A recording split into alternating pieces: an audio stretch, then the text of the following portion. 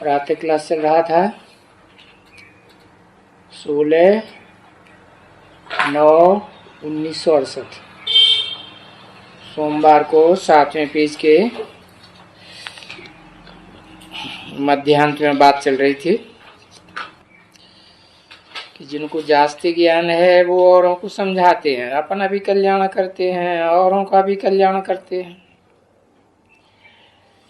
तो जो मनुष्य को देवता बनाने के लिए सेवा करते हैं उनको खुशी रहती है, उनको सर्विस वगैरह कभी सुख नहीं आता। ये आगे चल करके तुम्हारी जब अवस्था योग में मजबूत हो जाएगी, ज्ञान में मजबूत हो जाएगी, तुम ऐसे काम करेंगे जैसे जिन्न काम करता है। क्योंकि बस फिर तो भी लग जाएगी, तुमको भी लग जाएगी मनुष्य को देवता बनाने की। और ऐसे बहुत होंगे ना, बहुत ढेर के ढेर, और ढेर कॉलेज बन जाएंगी। और फिर सामने मौत भी तो आती है ना, तो मौत के आगे तुमको पास करना है ना सबको। तो कहेंगे अभी मौत जल्दी आता है, जल्दी जल्दी सर्विस करो।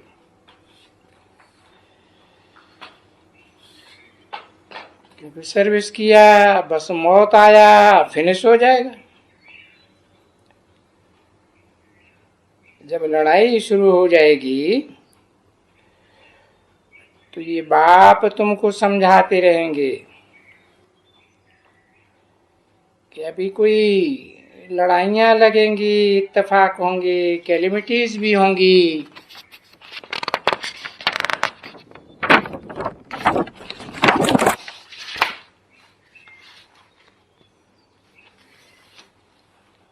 उनको कहेंगे खुदाई आपदाएं।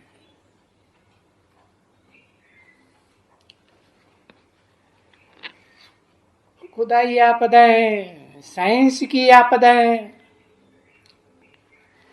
और दोनों प्रकार की आपदाओं में रात दिन का फर्क है।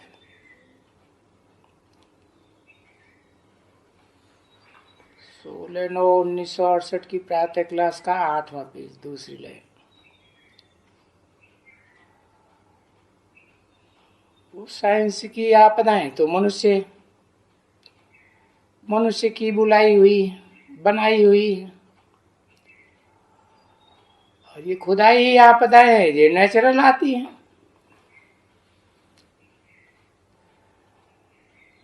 कोई मनुष्य बरसात बरसाते हैं क्या?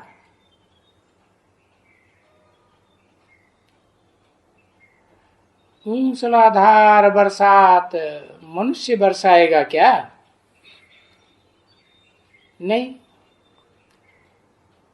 वो अर्थक्वेक होना कोई मनुष्य का काम है क्या? यानी मनुष्य के द्वारा नहीं होगा, ये कोई मनुष्य का काम नहीं है। तो देखो इस विनाश में ये साइंस भी मदद करती है।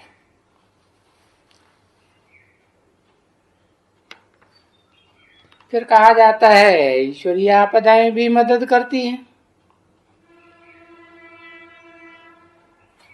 और ये बात तो तुम बच्चे समझते होंगे ना अच्छी तरह से, कि जब नई दुनिया स्थापन हुई है तो पुरानी इतनी दुनिया सारी, देखो कितनी बेहद की दुनिया है, करोड़ों मनुष्य हैं, इतनों का विनाश कैसे हुआ होगा?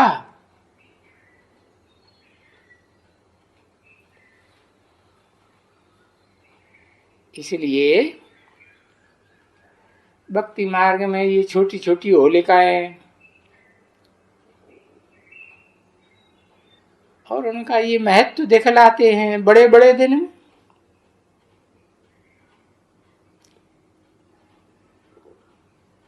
ये वो तो मनुष्य को तो ये मान, बस ये तुम यहाँ देखते हो और तुम तो यहाँ सब सीखते हो। और मनुष्य कैसे होलिका मनाए रहे हैं, बनाए रहे हैं, आग जगाए रहे हैं।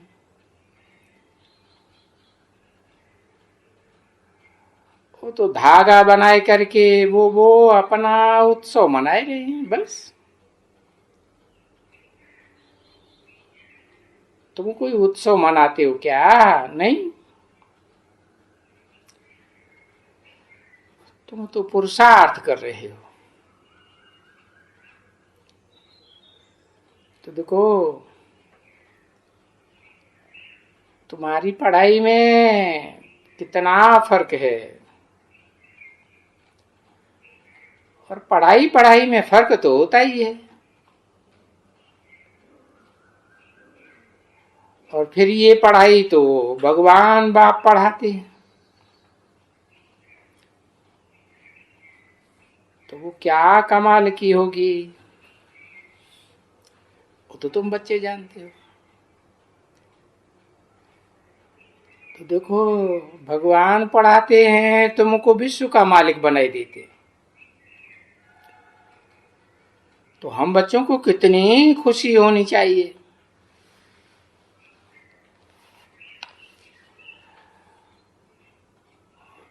अभी तो कुछ भी नहीं, क्योंकि ये तुम बच्चे जानते हो कि अभी तो ये हिसाब किताब सब यहाँ चुकतू होने का है।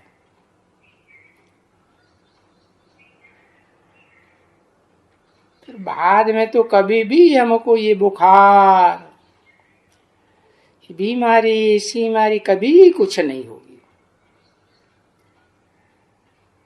और ये है पिछाड़ी की माया की।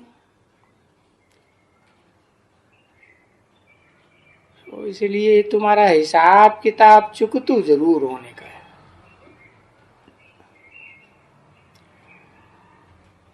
और जो पीड़ाएं हैं वो भी भोगनी होंगी, सजाएं भी फिर काटनी होंगी।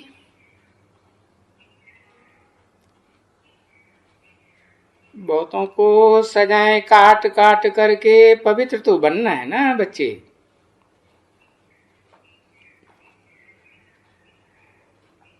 तो उन लोगों का भी हम कुछ ख्याल क्यों करें? दूसरों का हम क्यों ख्याल करें? अपना अपना हर एक का पुरुषार्थ है, और जो पुरुषार्थ नहीं करेगा सो नहीं पाएगा। बाकी समझ तो होती है ना। जरूर बरोबर है, कोई पुरुषार्थ बहुत अच्छा करते हैं, कोई कम करते हैं। अब ये तो कायदा है पढ़ाई का।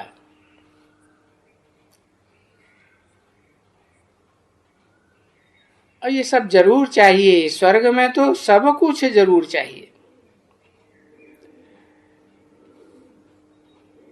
बादशाही जो इतनी बड़ी होती है, एक ही बादशाही है, कोई बहुत बादशाही का तो वर्णन नहीं है ना।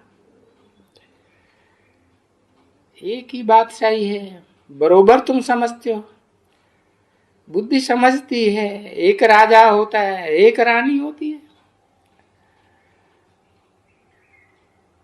राजा और रानियों का दास दासियां भी तो होती होंगी ना, वगैरह वगैरह, और प्रजा भी बहुत होती है। उसमें भी प्रजा भी अनेक तरह की, साहूकार प्रजा भी होती है, मीडियम भी होती है, गरीब प्रजा भी होती है। और फिर अभी ये कितना वर्णन करें। तो हमेशा ऊंच भी, मीडियम भी, कनिष्ठ भी, समझा ना। वो तो जरूर बननी है, और वो तुम देख भी रहे हो बरोबर कैसे बनते हैं। ऐसे भी नहीं कि नहीं बनते हैं। और तुम कुछ कहा गया, अभी साक्षात्कार प्रजा का तो इतना नहीं होगा। अगर साक्षात्कार होगा तो तुमको अपने ही कुल का होगा। अपना कुल है, जो यहाँ बाबा के पास बैठे हो, बरोबर हम जो है वो सब हैं। हम उन सब में कौन कौन बादशाह बनेंगे, कौन कौन दास दासियां बनेंगे, कौन रानियां बनेंगे, ये तो सारा साक्षात्कार तो होना चाहिए ना। पिछाड़ी में साक्षात्कार बहुत होंगे। जब इम्तिहान पास हो जाएंगे तो पिछाड़ी में सब मालूम तो पड़ना चाहिए ना, कि भाई किसने कितनी मेहनत की है और उस मेहनत का कितना किसको फल मिलना है। उसको तो जरूर बच्ची साक्षात्कार होंगे ना। तो ऐसे नहीं है कि तुम बिना साक्षात्कार के ऐसे ही चले जाएंगे, नहीं। तुमको सब जो भी रायल घराने के होंगे, बल्कि जो बहुत भी साहूकार बनने वाले होंगे, सबका तुमको साक्षात्कार हो जाएगा। देखो यहां भी तो अभी बच्चियों को साक्षात्कार होते हैं ना, जिसका अरे भाई यहाँ दुनिया में सबसे साहूकार कौन है पता है? कौन कहते थे सबसे साहूकार? अभी इस समय में तो बाहर की विलायत में बाबा के टाइम की बात बताते हैं, रॉकफेलर है, फलाना है, टीरा है। और यहाँ के लिए कहते थे निजाम है, बड़ौदा का राजा है, समझे ना। तो हाँ, ये बड़े बड़े साहूकार राजाएं हो चुके हैं। वो दुनिया में सबसे साहूकार। अभी नहीं कहेंगे, नहीं, अभी तो दुनिया में बहुत साहूकार हो गए। और ये अमेरिका में सोने का भी नाम लेते हैं। अभी किसको मालूम है ना, ये सबसे साहूकार थे। तो मनुष्य ये सब समझ सकते हैं। जो पुजारी जो यहाँ बैठ करके करते हैं, ये समझते हैं कि ये बैकुंठ कब था। एकदम बेचारों को कुछ मालूम ही नहीं है। बस ये न कोई लेकर के बैठे, पूजा करते रहते। 16/9/1968 की प्रातः क्लास का 9वां पेज। आते हैं बहुत ढेर के ढेर, जन्म जन्मांतर जा करके भक्ति में कोई पूजन करते थे। अभी भी देखो, ये जानते हो तुम तो जानते हो कि ये सभी खत्म हो जाने वाली है।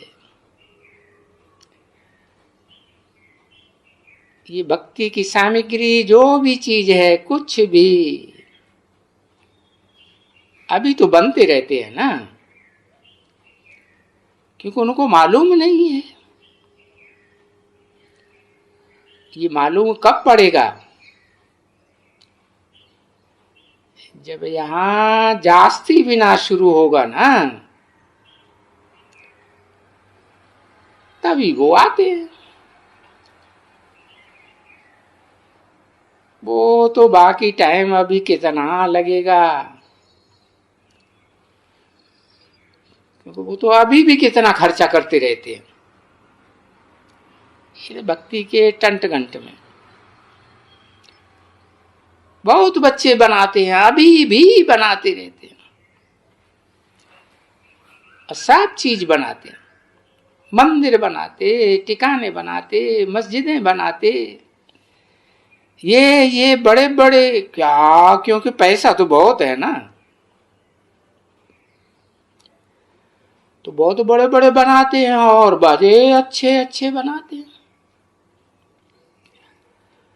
और तुम बच्चों को ये मालूम है कि ये पुरानी दुनिया, जिसमें ये सब मनुष्यों को कुछ भी पता नहीं है, क्योंकि मनुष्यों ने तो सुन रखा है ना कि अभी तो 40,000 वर्ष पड़े हैं, शास्त्रों में है ना।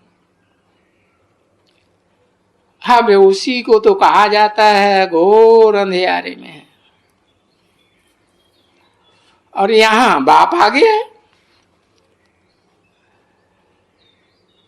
तो कल पहले भी ऐसे ही हुआ था, और कल्प कल्प ऐसे ही होता रहेगा। वो अंधेरे में रहेंगे, 40,000 वर्ष के अंधेरे में, और तुम यहां अपना नॉलेज बाप से लेते जाएंगे। और होना भी ऐसे ही चाहिए। अगर सबको मालूम पड़े तो फिर बच्चों को पढ़ाए कैसे सकेंगे? तो ऐसे तो होता ही नहीं है जो सबको एक साथ मालूम पड़ जाए, क्योंकि दुनिया को तो तुम बच्चे समझ गए ना, और चक्कर को तो बहुत अच्छी तरह से, और चक्कर को समझाने लायक भी बन गए हो। किसको भी तुम समझा सकते हो। अभी देखो समझाने में कितनी मेहनत लगती है, और कितना समझाया जाता है बच्चों को।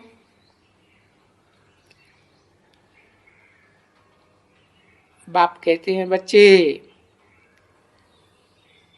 मेरे से तुमने वर्षा लिया था ना, ये देखो ये वर्षा है।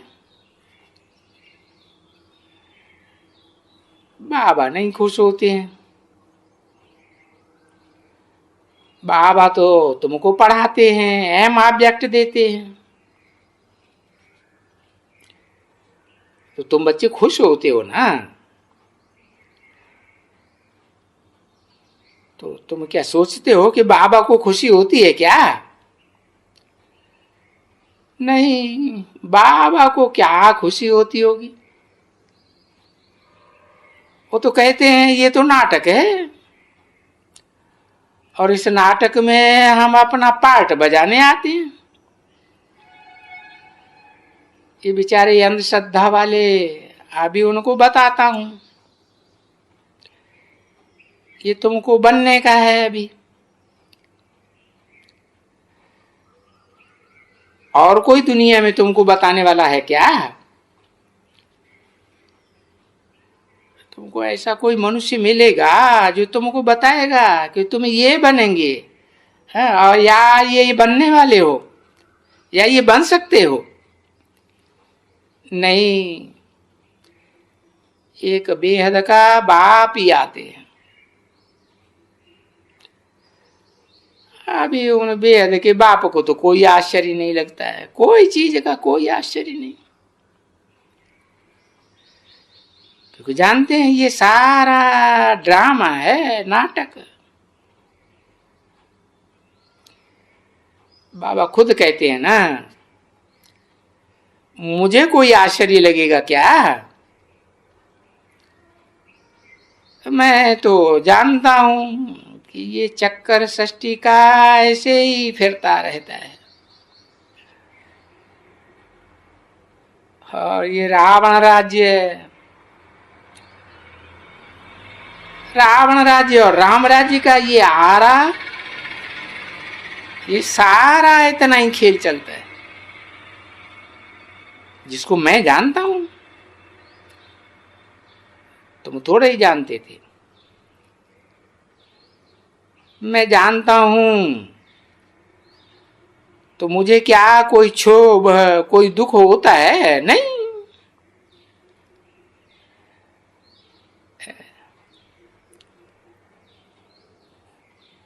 मैं न कभी शोक में जाता हूं ना आता हूं।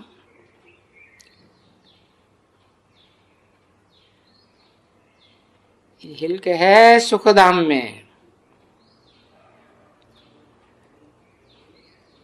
दुखधाम में तो शोक है।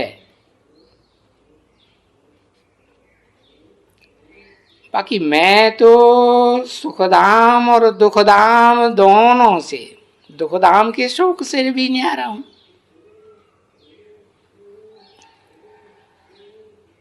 और तुम बच्चों को सुखधाम दुखधाम की बात बताता रहता हूं, समझाता रहता हूं। देखो अभी तो डायरेक्ट बैठ करके समझाते हैं ना, और ये सब कुछ ये तो नहीं समझा सकेंगे, ये नहीं समझा सकेंगे तो कोई जरूर दूसरी आत्मा है ना इसमें, जिसको परमात्मा वो बैठ करके समझाते हैं ना। तो हिल्क और शोक, दुखधाम का शोक, इसका अर्थ समझा ना।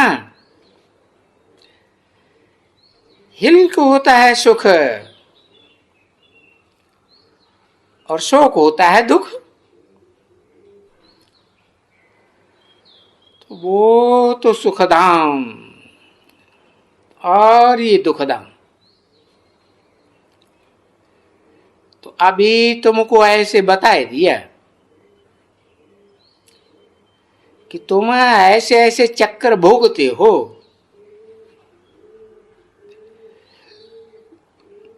और इस चक्कर का मुझे भी तो पता पड़ता है कि भाई तुमको अभी हर्षित सुख में ले आना है, और तुमको बताए देता हूं कि कितना समय तुम दुख में रहे हो।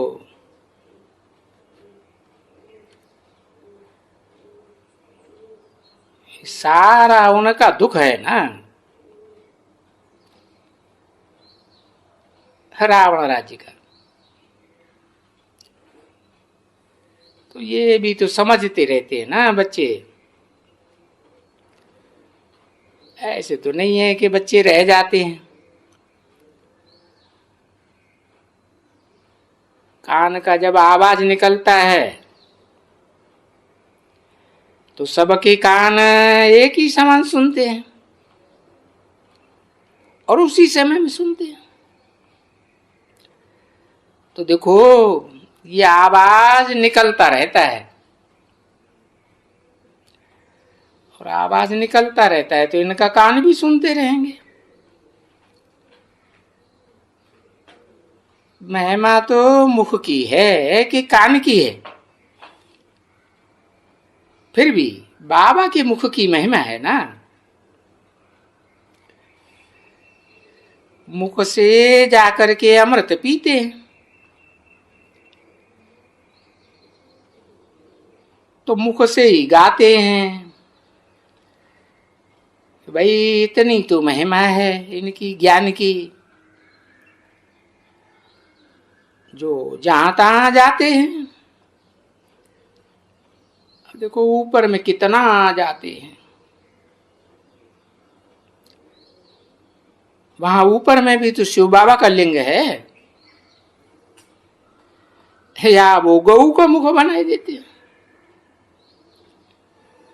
और उस गऊ मुख का पानी पीते हैं। तो देखो अभिमुख की महिमा है ना।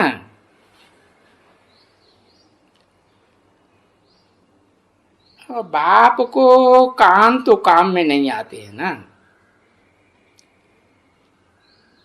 मुख काम में आता है, क्योंकि उनको तुमको पढ़ाने का है ना, तो मुख काम में आता है। और तुम्हारा तो कान भी काम में आता है ना। अच्छा, ओम शांति।